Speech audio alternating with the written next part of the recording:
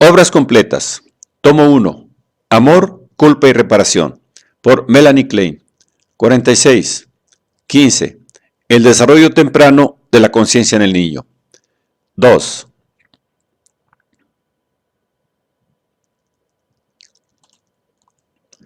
Este cuadro ejemplifica la tesis de Freud sobre los instintos de vida, eros, en combate contra los instintos de muerte o instintos de agresión. Pero también reconocemos que existe la más íntima unión e interacción entre las dos fuerzas en todo momento, de modo que el análisis podrá descubrir en todos sus detalles las fantasías agresivas del niño, para así disminuir el efecto de las mismas solo en la medida en que pueda seguir también el curso de las fantasías libidinales y descubrir sus primeras fuentes y viceversa. En relación con el contenido y los objetos reales de esas fantasías, sabemos, por Freud y Abraham, que en etapas primeras, pregenitales, de la organización libidinal, en las que tiene lugar esa fusión de líbido e instintos destructivos, los impulsos sádicos del niño tienen primerísima importancia, como lo demuestra el análisis de toda persona mayor en la etapa oral sádica que sigue a la oral de succión. El niño pasa por una fase canibalística a la que está asociada una plétora de fantasías canibalísticas. Estas fantasías, aunque todavía se concentran en torno al hecho de devorar el pecho de la madre o la madre entera, no están interesadas solamente en la satisfacción de un deseo primitivo de alimentación. Sirven también para satisfacer los impulsos destructores del niño. La fase sádica que sigue a esta, la fase anal sádica, se caracteriza por un interés dominante en los procesos excretores en las heces y el ano. Y también este interés está estrechamente aliado a tendencias destructivas extraordinariamente fuertes. Sabemos que la eyección de las heces simboliza una enérgica expulsión del objeto incorporado y que es acompañada de sentimientos de hostilidad y crueldad y de deseo destructivo de distintas clases, en los que se asigna importancia a las asentaderas como objeto de esas actividades. Sin embargo, en mi opinión, las tendencias anal sádicas tienen fines y objetos aún más profundos y hondamente reprimidos. Los datos que me ha sido posible reunir en primeros análisis demuestran que entre las tendencias oral sádicas se inserta una etapa en que se hacen sentir tendencias uretral sádicas y que las tendencias anal y uretral son una continuación directa de las oral sádicas, en cuanto a fin específico y objeto de ataque. En sus fantasías oral sádicas, el niño ataca el pecho de su madre y los medios que emplea son los dientes y las mandíbulas. En sus fantasías uretral y anal, trata de destruir el interior del cuerpo de su madre y para este propósito emplea la orina y las heces. En este segundo grupo de fantasías, los excrementos son considerados como sustancias ardientes y corrosivas, como animales salvajes, armas de toda clase, etc. Y el niño entra en una fase en que dirige todos los instrumentos de su sadismo hacia el único fin de destruir el cuerpo de su madre y lo que ese cuerpo contiene. En lo que atañe a su elección objetal, los impulsos oral sádicos del niño son aún el factor subyacente, de tal manera que piensa en succionar y devorar el interior del cuerpo de su madre como si se tratase de un pecho. Pero esos impulsos son ampliados por las primeras teorías sexuales del niño, que se desarrollan durante esa fase. Ya sabemos que cuando despertaron sus instintos genitales, comenzó a tener teorías inconscientes sobre la copulación entre sus padres, el nacimiento de los niños, etc. Pero el análisis temprano ha demostrado que desarrolla tales teorías mucho antes, en momentos en que sus impulsos genitales, aún ocultos, tienen mucho que decir en la cuestión. Esas teorías dicen que, en la copulación, la madre se incorpora continuamente el pene del padre por vía bucal, de manera que su cuerpo está colmado de muchísimos penes y niños. Y el niño desea comer y destruir todo eso. En consecuencia, al atacar el interior del cuerpo de su madre, el niño ataca una gran cantidad de objetos y se embarca en una conducta preñada de sucesos. Primeramente, la matriz representa al mundo, y al comienzo el niño se aproxima a ese mundo con deseos de atacarlo y destruirlo.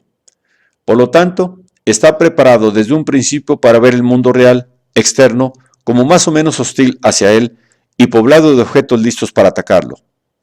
Su convicción de que al atacar de tal modo el cuerpo de su madre, ha atacado también el cuerpo de su padre y el de sus hermanos y hermanas, y, en un sentido más amplio, a todo el mundo, constituye, en mi experiencia, una de las causas subyacentes de su sentimiento de culpa y del desarrollo de sus sentimientos sociales y morales en general.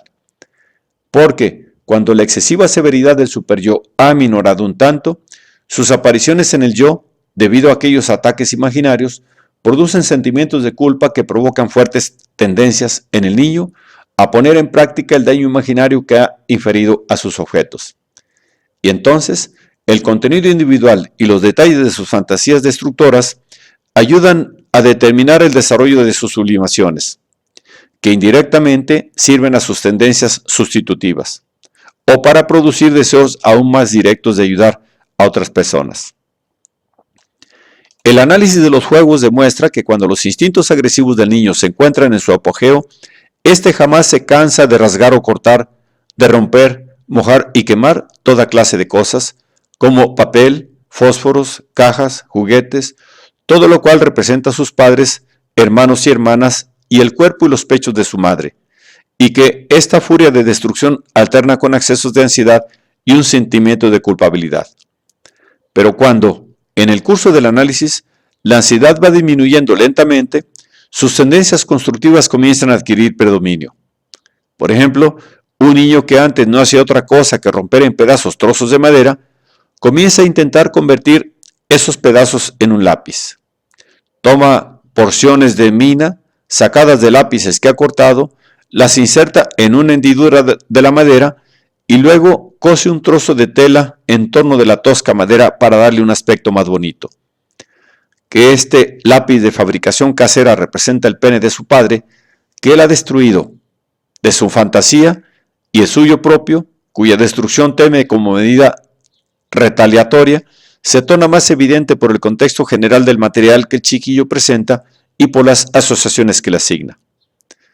Cuando en el curso del análisis el niño empieza a mostrar tendencias constructivas más enérgicas en todas las formas posibles, en sus juegos y sublimaciones, cuando pinta o escribe o dibuja cosas, en lugar de mancharlo todo con cenizas, cuando cose o diseña, en tanto que antes cortaba o desgarraba, exhibe también cambios en sus relaciones con su padre o su madre, o con sus hermanos y hermanas. Y estos cambios marcan el comienzo de una relación mejorada con los objetos en general y un crecimiento del sentimiento social. ¿Qué vías de sublimación se abrirán para el niño? ¿Cuán potentes serán sus impulsos a ofrecer compensaciones y qué formas asumirán estas?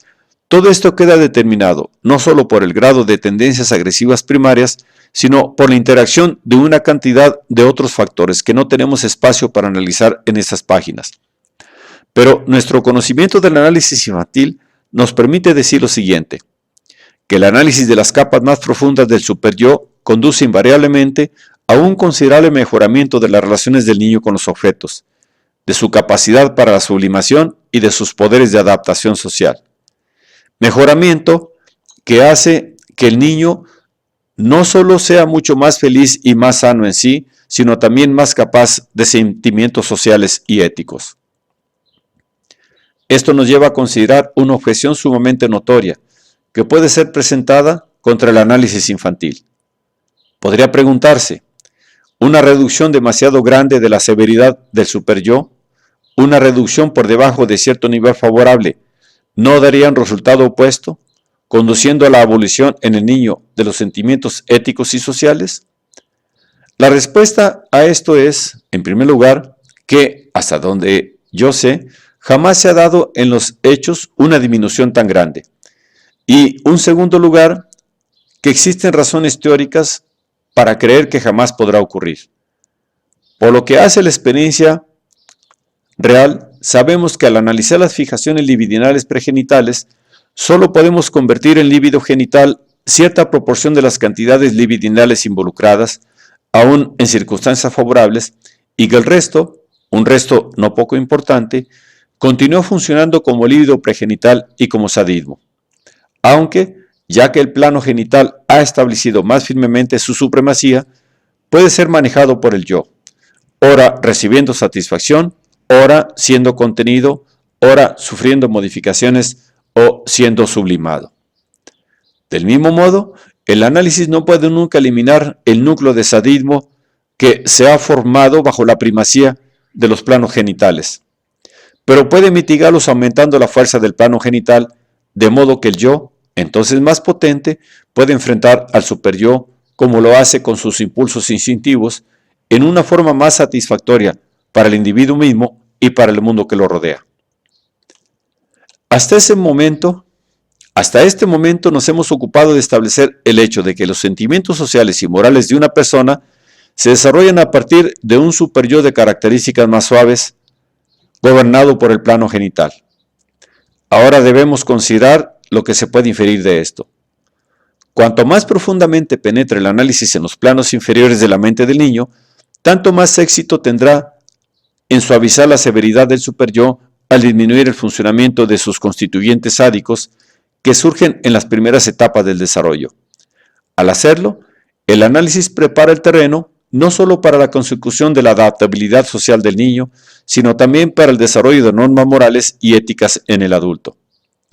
Porque en un desarrollo de esa clase depende de que el superyo y la sexualidad lleguen satisfactoriamente a un plano genital al comienzo de la expansión de la vida sexual del niño, de manera que el superyo haya alcanzado el carácter y función de los que se deriva el sentimiento de culpabilidad de la persona, es decir, su conciencia, en la medida en que la persona sea socialmente valiosa.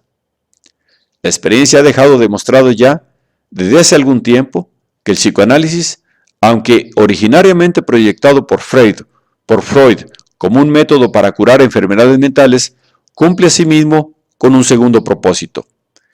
Elimina las perturbaciones de las formaciones del carácter, especialmente en los niños y adolescentes, en los que logra efectuar considerables alteraciones. En rigor, podemos decir que, después que han sido analizados, todos los niños muestran radicales cambios de carácter. Tampoco podemos evitar la convicción, basada en la observación de hechos, de que el análisis del carácter no es menos importante como medida terapéutica que el análisis de la neurosis. En vista de estos hechos, no puede uno dejar de preguntarse si el psicoanálisis no estará destinado a ir más allá del individuo en su esfera de operaciones para influir sobre la vida de la humanidad en su conjunto. Los repetidos intentos que se han hecho para mejorar a la humanidad, en especial para hacerla más pacífica, fracasaron porque nadie entendió toda la profundidad y el vigor de los instintos de agresión innatos en cada individuo. Tales esfuerzos no buscan otra cosa que estimular los impulsos positivos, los deseos bondadosos de cada persona, negando o suprimiendo los impulsos agresivos. Y, de tal modo, estuvieron condenados al fracaso desde el comienzo. Pero el psicoanálisis tiene a su disposición distintos medios para encarar una tarea de esa clase. No puede, es verdad, borrar por completo el instinto agresivo del hombre en cuanto a tal instinto, pero sí puede, disminuyendo la ansiedad que acentúa a ese instinto, quebrar el refuerzo mutuo que se produce continuamente entre su odio y su temor. Cuando en nuestro trabajo analítico vemos a cada rato cómo la descomposición de la ansiedad infantil prematura no solo aminora los impulsos agresivos del niño, sino que conduce a un empleo y satisfacción más valiosos de ellos desde el punto de vista social. Como el niño muestra un deseo continuamente creciente, profundamente arraigado, de ser amado y de amar, y de estar en paz con el mundo que lo rodea. Y cuánto más placer y beneficios, y qué disminución de la ansiedad extrae de la satisfacción de ese deseo.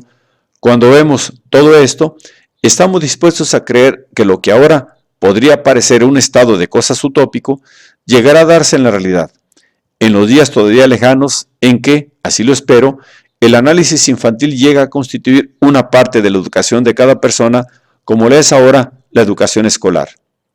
Y quizá entonces la actitud hostil que surge del temor y la suspicacia, que se encuentra en estado latente, con mayor o menor fuerza, en todos los seres humanos, y que intensifica en ellos, multiplicándolos por 100, todos los impulsos de destrucción, cederá su lugar a sentimientos más bondadosos y confiados, y los hombres podrán habitar el mundo, todos juntos, más pacíficamente, y con mejor buena voluntad recíproca de lo que pueden hacerlo ahora.